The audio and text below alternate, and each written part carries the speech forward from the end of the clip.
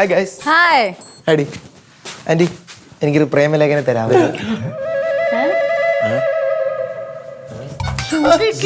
ഞാൻ ആരാ നിന്റെ?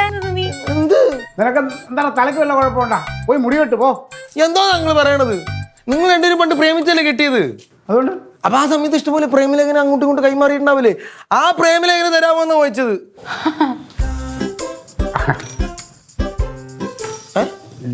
അതെ ജിത്തുമേ, അതെല്ലാം പൊടിഞ്ഞെല്ലാം പോയിടാ, ചെതലെടുത്തിട്ടൊക്കെ പോയി. ഇപ്പൊ ഒന്നുമില്ല. ഇല്ല പ്രേമലേഖനം വേണം ഞാൻ പറഞ്ഞുതരാം. അതിന് ഈ വയോവൃത്തരെ ബുദ്ധിമുട്ടിക്കേണ്ട വല്ല കാര്യമുണ്ടോ?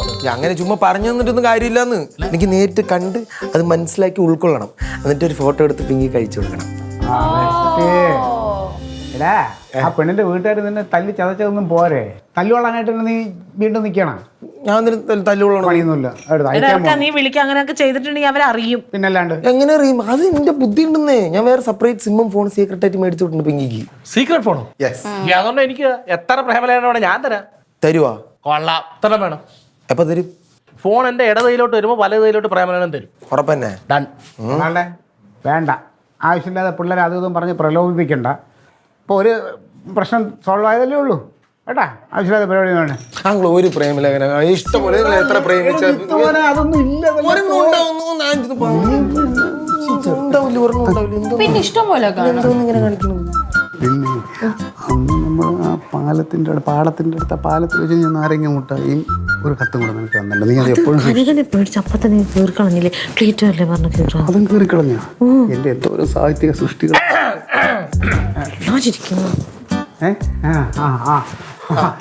മോനെ, അതെ, ഈ ആ സമയത്ത് കുറെ വില്ലന്മാരുണ്ടായിരുന്നു ഞങ്ങൾ. അപ്പൊ അതുകൊണ്ട് പലതും സൂക്ഷിക്കാതെ ഞങ്ങൾ കളഞ്ഞ്. ഒരെണ്ണം ഉണ്ട് ഞങ്ങൾ ഒരെണ്ണം തരണം എനിക്ക് പ്ലീസ്.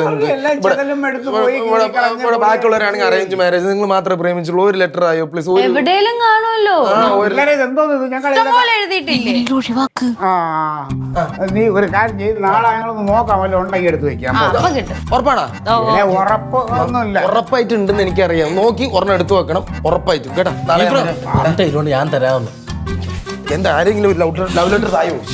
ഈ ചെറുക്ക പെണ്ണിന്റെ വീട്ടുകാരെ ഒന്ന് തല്ല് ചോദിച്ചു വാങ്ങിക്കാനായിട്ട് നടക്കുന്നത് കേട്ടാ.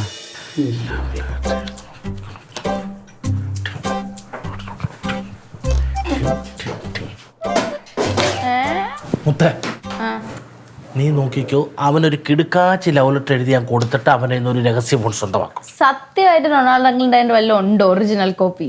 ഉണ്ടായിരിക്കുന്നു. തട്ടുമ്പുറത്ത് പഴയ ബുക്കിരിപ്പുണ്ട്. അതിനകത്തുനിന്നൊരു പേപ്പർ ഇങ്ങോട്ട് എടുത്തിട്ട് പേന വെച്ചൊരെണ്ണം എഴുതിയും കൊടുക്കും. ഉണ്ടോ? എന്തിനാ? ഒരു ഫോണിന് വേണ്ടി എന്ത്? അല്ല അമ്മ ലവ് ലെറ്റർ കൊടുത്തു. എന്താണ് സെറ്റ്.